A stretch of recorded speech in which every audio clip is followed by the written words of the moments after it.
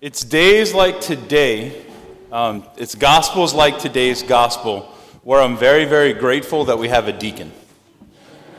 Because I don't have to read all these rough names and words, right?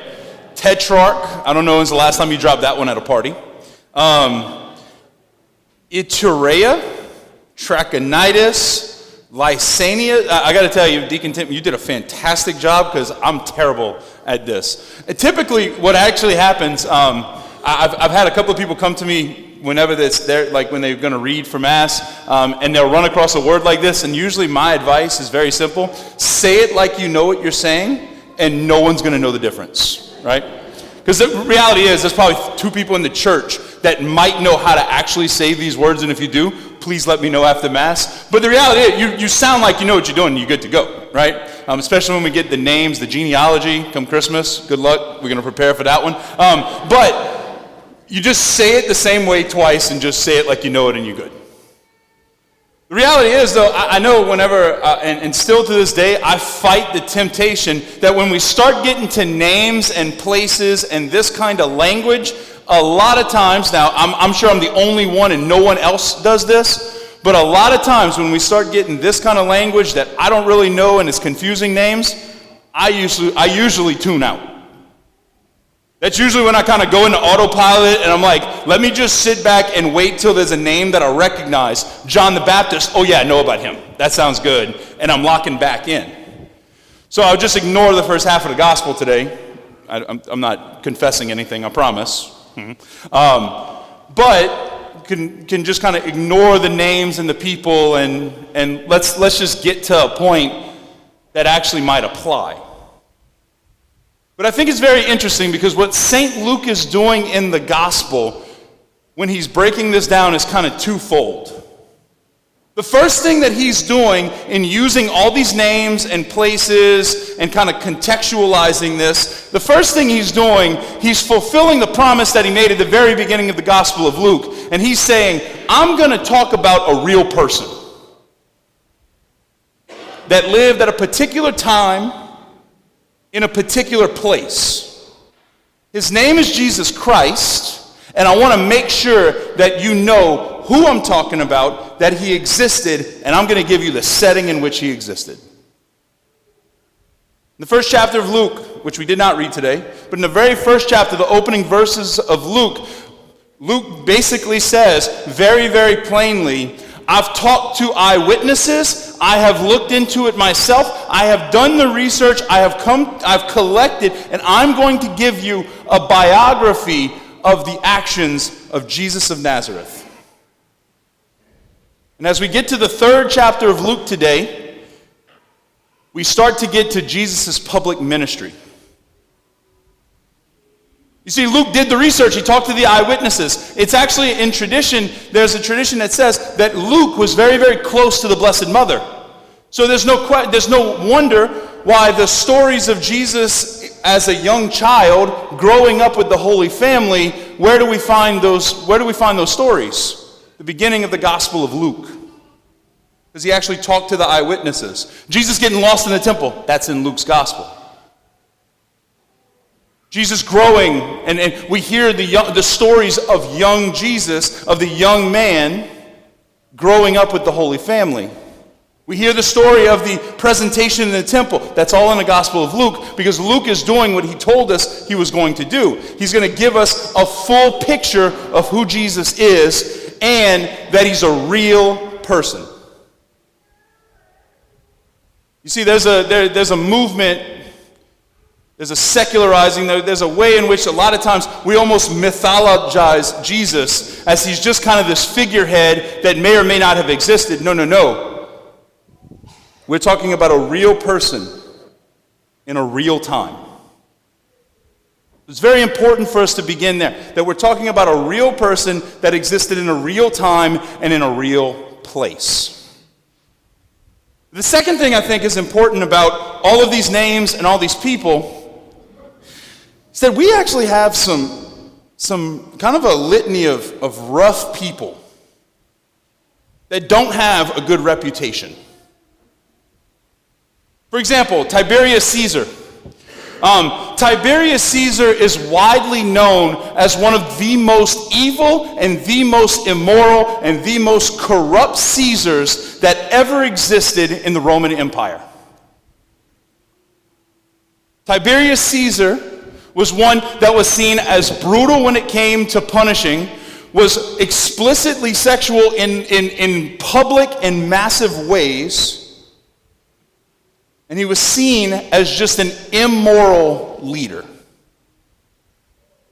He's notoriously known as an immoral, not respected Caesar. Pontius Pilate. We know about Pontius Pilate. We know the name Pontius Pilate. First station of the cross, right? Pontius Pilate condemns Jesus to death. If we read the gospel, you can almost hear the tension in which Pontius Pilate finds himself, where there's a political kind of influence of putting Jesus to death because you don't want an uprising, and there's kind of this tension that Pontius Pilate sits in. But his reputation in history is very, very plain. He was brutal. He was not merciful at all. Pontius Pilate was known as a governor in the Roman Empire that was going to come and clean house. And he didn't feel bad about it. He was going to spill blood of people that crossed the Romans. And he did not feel bad about it whatsoever. He was not known as a merciful leader. Keep going a little bit further. We have Herod. Herod is supposed to be the advocate on the behalf of the Jews. He's supposed to be a political figure, but that had the Jews back. But instead, Herod was known as lazy, as fat, as not one who was concerned about his people, but was more concerned about filling himself. He just kicks back. Lets the Jews deal with their own stuff and kind of rest on his laurels. The figure who was supposed to have the backs of the people, but instead just wants to take the glory for himself.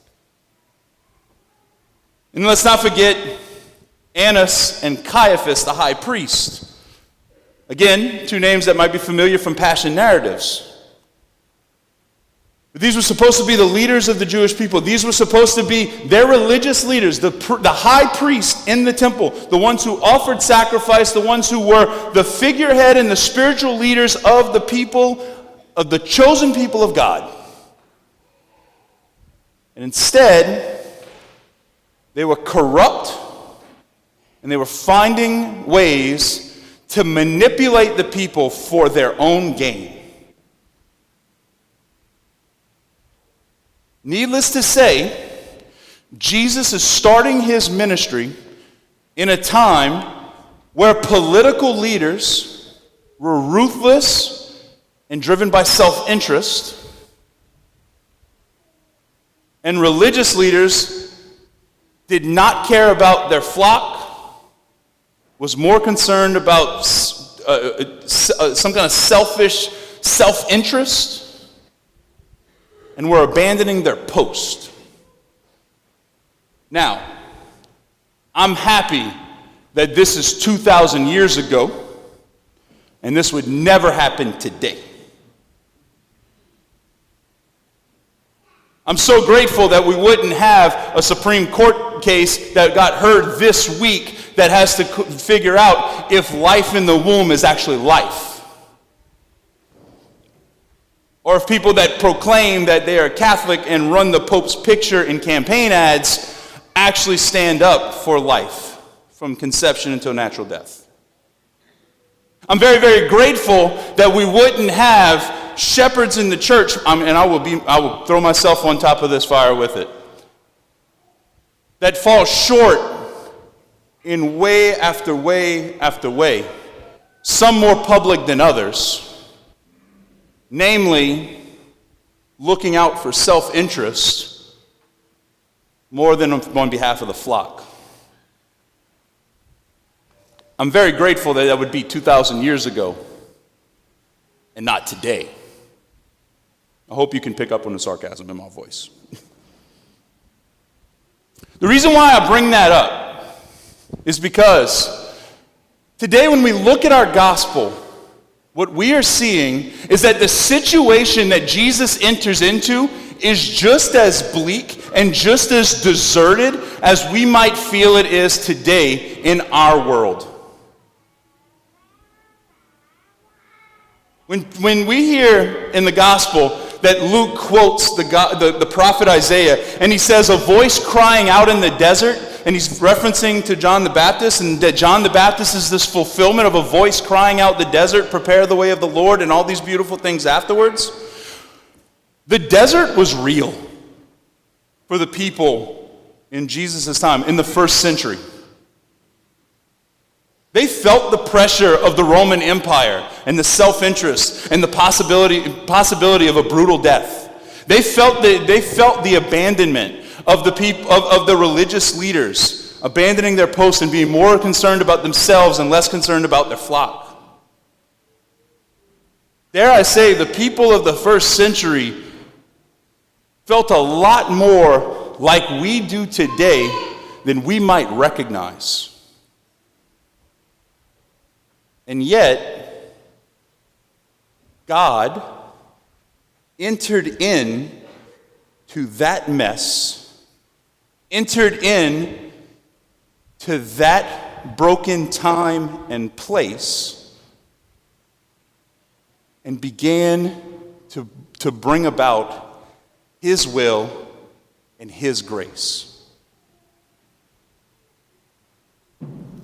Who's to say He can't do it again? Who's to say that wherever you find yourself, whether you are fed up with the things of the world and the stuff being yelled about on Facebook, whether you find yourself tired of waiting for your adjuster to come figure out what's going to happen to the hole in your roof, that you find yourself struggling with issues in your family or a broken heart because of loss,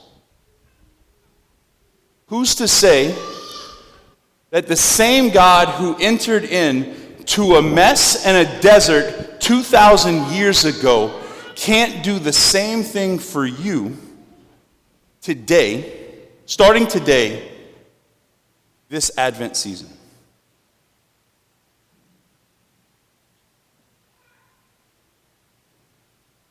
This is the purpose of Advent for us.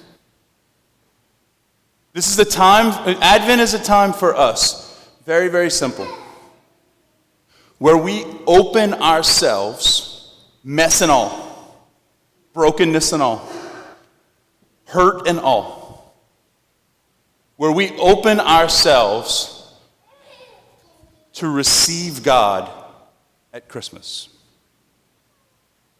That God can enter into the desert, even of my life, and bring about good. That He can enter into the deserts and the broken corners and the dark areas, even of my life, and allow His grace to flow. It requires us to have hope in a God who we believe is real, and who wants to step down into our mess. So often, a very popular book for a lot of high school students in the past has been The Diary of Anne Frank. If you don't remember who Anne Frank is, Anne Frank was a young woman, a young girl who from 1942 to 1944 was in hiding. She was a young Jewish girl. They were in hiding from the Nazi officials because Jews were being rounded up and sent to concentration camps. When they were in hiding in this little annex closet of a sort in this, because of this one person that was helping them out, she would write regularly about what was going on while they were basically stuck in silence, her entire family, hiding from the Gestapo so that they wouldn't be arrested. And even in hearing all of the rumors that was going on, and seeing all the evil out of a window, and knowing of all the tortures and all the ways in which the world around her was messed up and broken, there's one line that continues to stick out from her diary. She wrote, "In spite of everything, I still believe people are really good at heart." That's the kind of the line that has stuck out in history, but just listen to the hope of this young woman.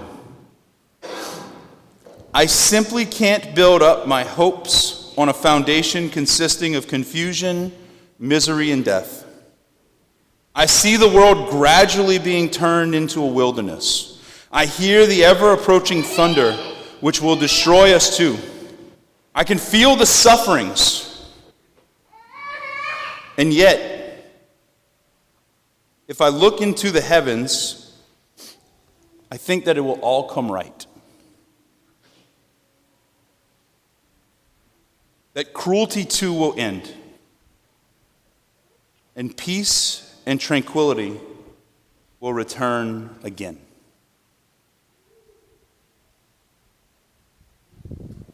Do we believe in our life today that God can do something with our mess? Do we believe, do we have faith enough to invite the Lord in and allow him into our mess? That may require just a discipline of prayer for the rest of Advent. That may require, for the first time in a long time, coming to confession and opening up your life to the mercy and grace of God in that profound sacramental moment. But that's what God wants to do today. That's what God wants to do during this season, and I'm convinced that's what God wants to do for us and renew for us each day of our life, is that God wants to very simply enter into the mess of the world and the mess that I have here in my heart, and wants to start to let his grace flow. The final thing I'll leave you with. I was visiting with Father PJ this week. I had to go brag to him about LSU getting Notre Dame's coach. But while we were visiting, one of the things I mentioned to him, I said, we were talking about funerals, and I said, it's interesting because in talking with a family, in about 5 minutes, I recognize how strong their faith is. And he perked up because he said, "Yeah, I see it too." And I said, people that have faith, you can see that when they're faced with death, that absolutely there's a loss, but they know where to go with it. It's never too heavy for them. That they are sad for having lost whoever the person is, but they know where to run with it. And they're willing to invite God into the mess. I said, in people that struggle with their faith, they might not have been practicing their faith. So often, they try and hold on to something that is just kind of empty. It doesn't seem to do enough. But they want to grasp and hold on tight. Because their faith, they don't know that Jesus is willing to come into and meet them in their hurt.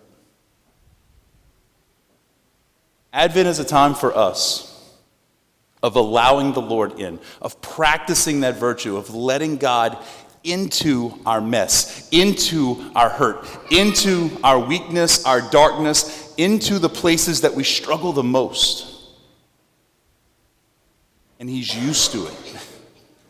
He's used to entering in to a bleak, deserted situation. from the moment that he stepped into this world. Today, as we come to communion, as God steps down again to meet us, may we allow God into the deepest, darkest recesses of our heart. May we open ourselves up, expose, and let him see the mess that is there, so that he can strengthen and fulfill our hope.